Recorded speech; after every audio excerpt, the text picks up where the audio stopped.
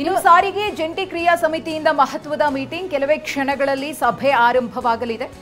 11:30ಕ್ಕೆ ಸಭೆ ನಡೆಯುತ್ತೆ. ಸಭೆಯಲ್ಲಿ ಕೋರ್ಟ್ ಆದೇಶದ ಬಗ್ಗೆ ಚರ್ಚೆ ನಡೆಸುವ ಸಾಧ್ಯತೆ ಇದೆ.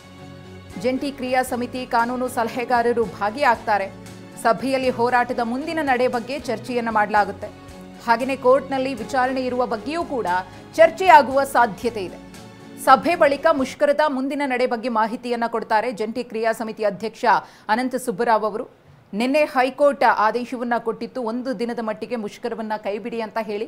ಆದೇಶದ ಪ್ರತಿ ನಮಗೆ ಸಿಕ್ಕಿಲ್ಲ, ನಮ್ಮನ್ನ ಪಾರ್ಟಿಯನ್ನಾಗಿ ಮಾಡಿಲ್ಲ, ಮುಂದೆ ನಿರ್ಧಾರವನ್ನ ತೆಗೆದುಕೊಳ್ತೀವಿ ಅಂತ ಹೇಳಿದ್ರು. ಆದರೆ ಇವತ್ತೇನು ಮುಷ್ಕರಕ್ಕೆ ಕರೆಯನ್ನ ಕೊಟ್ಟಿದ್ರು ಅದಕ್ಕೆ ಬದ್ಧರಾಗಿ ಇವತ್ತು ಬೆಳಗ್ಗೆಯಿಂದಲೂ ಕೂಡ ಬಸ್ಗಳನ್ನು ರಸ್ತೆಗಿಳಿಸಿಲ್ಲ. ಎಲ್ಲ ಸಾರಿಗೆ ನೌಕರರು ಕೂಡ ಮುಷ್ಕರದಲ್ಲಿ ಭಾಗಿಯಾಗಿದ್ದಾರೆ. ಎಲ್ಲೋ ಬೆರಳೆಣಿಕೆಯಷ್ಟು ಬಸ್ಗಳು ಮಾತ್ರ ಕಾಣಸಿಗ್ತಾ ಇವೆ. ಇದೀಗ 11:30ಕ್ಕೆ ಒಂದು ಸಭೆ ಇದೆ. ಜಂಟಿ ಕ್ರಿಯಾ ಸಮಿತಿಯಿಂದ ಮಹತ್ವದ ಸಭೆ ಇದೆ. ಆ ಸಭೆಯಲ್ಲಿ ಸಾಕಷ್ಟು ವಿಚಾರಗಳ ಬಗ್ಗೆ ಚರ್ಚೆಯಾಗುತ್ತೆ. ಪ್ರಮುಖವಾಗಿ ಹೈಕೋರ್ಟ್ ಆದೇಶದ ಬಗ್ಗೆ, ಹಾಗೆಯೇ ಇವತ್ತು ಮುಖ್ಯ ನ್ಯಾಯಮೂರ್ತಿಗಳ ಪೀಠದಲ್ಲಿ ಈ ಒಂದು ವಿಚಾರಣೆಗೆ ಬರುತ್ತೆ ಹೈಕೋರ್ಟ್ನಲ್ಲಿ. ಆ ಸಂದರ್ಭದಲ್ಲಿ ಯಾವ ರೀತಿಯಾಗಿ ಪಾಯಿಂಟ್ಸ್ ಅನ್ನು ರೈಸ್ ಮಾಡಬೇಕು ಅನ್ನೋದ್ರ ಬಗ್ಗೆಯೂ ಕೂಡ ಇವತ್ತಿನ ಸಭೆಯಲ್ಲಿ ಚರ್ಚೆಯನ್ನು ಮಾಡಲಿದ್ದಾರೆ.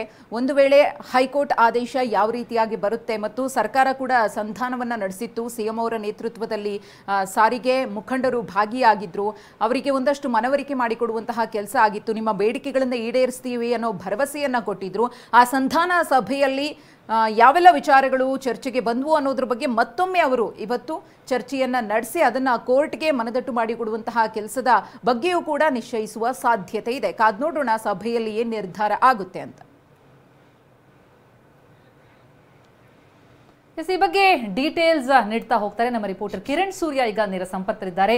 ಕಿರಣ್, ಸಾರಿಗೆ ಜಂಟಿ ಕ್ರಿಯಾ ಸಮಿತಿಯಿಂದ ಇವತ್ತೇನು ಮೀಟಿಂಗ್ ಇದೆ, ಎಷ್ಟು ಗಂಟೆಗೆ ನಡೆಯುತ್ತೆ? ಜೊತೆಗೆ ಅದರಲ್ಲಿ ಪ್ರಮುಖವಾಗಿ ಇದು 1 ದಿನದ ಮುಷ್ಕರ ಅಲ್ಲ, ಅವ್ರು ಕರೆ ಕೊಟ್ಟಿರುವಂತದ್ದು ನಿರಂತರವಾಗಿ ತಮ್ಮ ಬೇಡಿಕೆ ಈಡೇರೋವರೆಗೂ ಅಂತಿದ್ದಾರೆ. ಹಾಗಾಗಿ ಅದರಲ್ಲಿ ಏನಾದರೂ ವ್ಯತ್ಯಾಸಗಳಾಗಬಹುದಾ ಅಥವಾ ಸರ್ಕಾರದಿಂದ ಏನಾದರೂ ಮತ್ತೆ ಕರೆದಿದ್ದಾರಂತ, ಹೇಗೆ ಅಂತ? ಹೌದು ಪ್ರತಿಮಾ, ಈಗಾಗಲೇ ಕೂಡ 2 ಪ್ರಮುಖವಾದಂತಹ ಬೇಡಿಕೆಗಳ ಈಡೇರಿಕೆಗಾಗಿ ಆಗ್ರಹಿಸಿ ಜಂಟಿ ಕ್ರಿಯಾ ಸಮಿತಿ ಇವತ್ತು ಬೆಳಗ್ಗೆ 6 ಗಂಟೆಯಿಂದಲೇ ಸಾರಿಗೆ ಮುಷ್ಕರಕ್ಕೆ ಕರೆಯನ್ನು ಕೊಟ್ಟಿರುವಂಥದ್ದು. ಪ್ರಮುಖವಾಗಿ 38 ತಿಂಗಳ ಬಾಕಿ ಅರಿಯರ್ಸ್ ನೀಡಬೇಕು. ಕಳೆದ ವರ್ಷ 2024 ಜನವರಿ 1ರಿಂದ ವೇತನವನ್ನು ಹೆಚ್ಚಳ ಮಾಡಬೇಕು. ಇದು 2 ಪ್ರಮುಖವಾದಂಥ ಬೇಡಿಕೆ. ನಿನ್ನೆ ಸಿಎಂ ಜೊತೆ ನಡೆದಂತಹ ಸಭೆಯಲ್ಲಿ ಸಿಎಂ ಸಿದ್ದರಾಮಯ್ಯನವರು 14 ತಿಂಗಳ ವೇತನ ಹಿಂಬಾಕಿಯನ್ನು ಕೊಡ್ತೀವಿ, 24 ತಿಂಗಳ ವೇತನ ಹಿಂಬಾಕಿಯನ್ನು ನೀಡೋದಿಲ್ಲ, ವೇತನ ಹೆಚ್ಚಳಕ್ಕೆ ಸಂಬಂಧಪಟ್ಟಂತೆ ಮುಂದಿನ ದಿನಗಳಲ್ಲಿ ಚರ್ಚೆ ಮಾಡೋಣ ಅಂತ ಹೇಳಿದ್ರು. ಆದರೆ ಇದರಿಂದ ತೃಪ್ತರಾಗದಂತಹ ಜಂಟಿ ಕ್ರಿಯಾ ಸಮಿತಿಯವರು ಮುಷ್ಕರಕ್ಕೆ ಮುಂದಾಗಿದ್ರು. ಇವತ್ತು ಬೆಳಗ್ಗೆಯಿಂದ ಈಗಾಗಲೇ ಕೂಡ 4 ಸಾರಿಗೆ ನಿಗಮದ ನೌಕರರು ಕೂಡ ಮುಷ್ಕರದಲ್ಲಿ ಭಾಗಿಯಾಗಿರುವಂಥದ್ದು.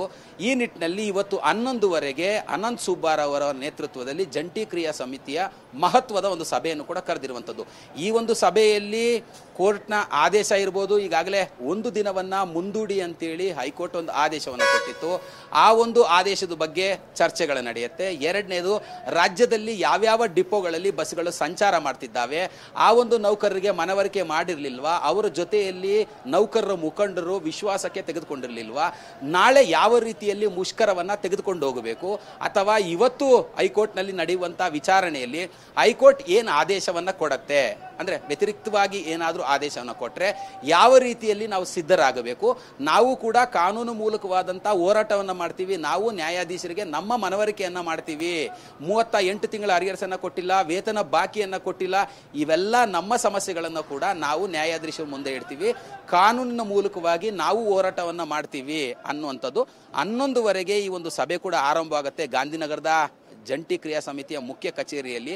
ಈ ಸಭೆಯ ನಂತರದಲ್ಲಿ ಮುಷ್ಕರ ವಾಪಸ್ ಪಡೆಯುವಂಥದ್ದ, ಮುಷ್ಕರ ಮುಂದುವರಿಸಂಥದ್ದ, ಕಾನೂನು ಮೂಲಕವಾಗಿ ಯಾವ ರೀತಿಯಲ್ಲಿ ಹೋರಾಟ ಮಾಡಬೇಕು, ಸರ್ಕಾರ ಈ ಬಾರಿ ಮಾತುಕತೆಗೆ ಕರೆದ್ರೆ ಯಾವೆಲ್ಲ ಬೇಡಿಕೆಗಳನ್ನು ಮತ್ತೆ ಇಡಬೇಕು, ಇವೆಲ್ಲದರ ಬಗ್ಗೆ ಕೂಡ ಸಂಪೂರ್ಣವಾಗಿ ಚರ್ಚೆ ನಡೆಯಲಿರುವಂಥದ್ದು. ಪ್ರತಿಮಾ, ಥ್ಯಾಂಕ್ ಯು ಕಿರಣ್ ತಮ್ಮೆಲ್ಲ ಮಾಹಿತಿಗೆ.